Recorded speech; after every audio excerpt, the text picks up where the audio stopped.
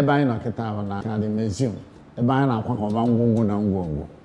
Onwe ndị ụkọchukwu na ndị pastọ ndị na-ebute ọgba ọkụ mana mụ aha agba ọkụ. Na ndị na-agba ya ọkụ bụ either ụjọ ọ na fanwaro dị mkpa ọ dị idebe nke ndị ọcha bịara be anyị buru ka dị n'obodo oyibo.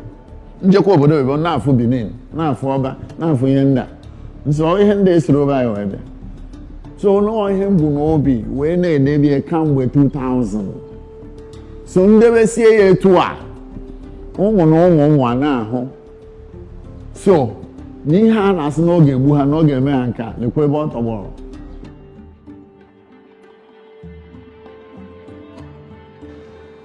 That cow is Moses cow. So this was found in Anambra State. This is called Adada Leja. Now nke izizi m butere. Ya dị 20 years ebe a. Nke a bụ nke m butere. N'ọbụla afọ 2005. Ndị pastọ adịghị nọ wee gbuo ya. Ibusie ya ọsị gị mba no trouble. Ibu na ya chi efo ọ na-chi ebe ndị nwe. Anyị wee jee bupụta ife a. Wee butere ihe a sị ha ma na ọ ga-anachite azụ. Nsị na ọ bụrụ for me. Buru ebe atụọ ya nga ebe since 2005. Ebe 15 years ọ nọ here. This thing is up to 200 years old. Ihe eji wee bụrụ n'uche ime ya awụrụ ihe ọzọ n'ọka akụziere ụwa n'ụfọdụ si n'omenala ọrụọkwa omenala amaka omenala ka ndị si ebi ndụ ka ndị si anụ nwanyị ka ndị si esi nri ka ndị si eyi akwa ka ndị si asụ asụsụ omenala agụrụ ịgụ arụsị so nọọ ihe m chọrọ ka aghọta na ihe ndị a niile a na-achịkọba n'ọgba aghara dị n'isi ka anyị bịa nọ ndị na-aghọtara ya ha bịa kụzielu m ihe ndị a na-arụ na arụma na-eji ya akpa hapụzie ihe eji maka ya wee mewezi ihe ọzọ. Look at this one is most mystifying. When you come in a group from village, they will now ask you, who did this?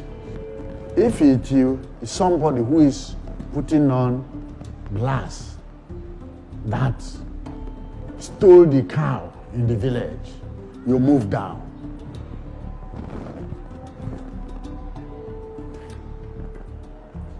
If it is him, confirm by moving down 2 times.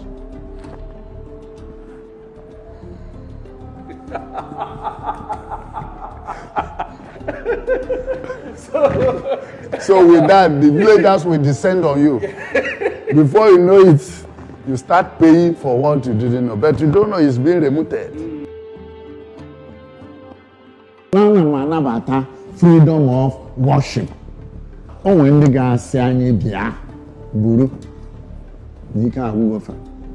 When the guy buha kusi otwa hadakwa, haijebuti. Na what I said. When do now, ha feel any ha nebuha. One photo ekebua. Ndukwe ndekwero. Ndi otwa fe kwero. Na maasi weni akelu. Majority calendar na so sibuli ebukwenya nana ino chemo on work at that wina. So I am a democracy. Mother nature. Mana before mbuli nga ajụjụ. Okay, it's okay boy. Mwana we condition nge. Ige buri ihe nda na abel n'ọranezes na ha chọzi. Mana ịchọrọ. Ọsị m kweke ebe a ka m ma egosi onye mbụ. This is the one I took that was smoking. But no fire. Then as it was smoking, yes, as it was smoking, I just didn't bother it. I just moved it to my car. I put it at the boot and say, will you keep quiet? Stop harassing the people. Now it's a relic. These are people locked up with this thing in the village of Pinsuka. It was a big bucket, so I don't know where it is now. This is where I took from one native doctor.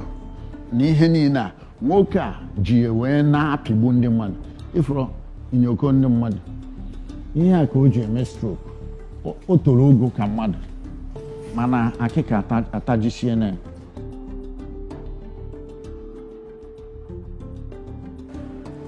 mmụnwa ka a na-atụ egwu na Nsụka niile ife a na-akpụ ya bụ adọrọ ero mmụnwa ha ka unu a Okunerere dabanye na moto ya nọ mgbubisi ka egbubisiri ụfọdụ ka m nwike nwetatu isi nya mụrụ adọrọ nke dị na Nsụka nke a bụ Fada. See some weakening. See, it was big when I kept it, but termites ate it until it remains like this. I don't have the chemical to preserve it. God of fertility. Termite is finishing it. Olileanya m bụ na m ga-eme ya ọ dị ka nke m na-afụ n'obodo oyibo. Na ha put small note ka m nwee ike nwa ama nga na-elote ụfọdụ n'ifufe alụgasị. Ana m elekwe na ghara ilesigwe ndị chọrọ ego karịrị nkụnụ mana asị na ọ bụrụ for that. Ndị ama chọ ka nsi na ụmụ ife a nweta ego. N'ihe m na-ekwu obogodo kedu ndị nwere ike ịbịa nyere m aka ka m wuo ezigbo standard museum nke ụwa niile ga-abịa nne afụ ife na aga m eje butezi onwe ndị dịgasị ebe dị iche iche ka anyị ruo ezigbo museum nke ndị oyibo na-alụ ana m eje na nke ha na-afụgasị nke anyị abịa ọdụzọ ka kitchen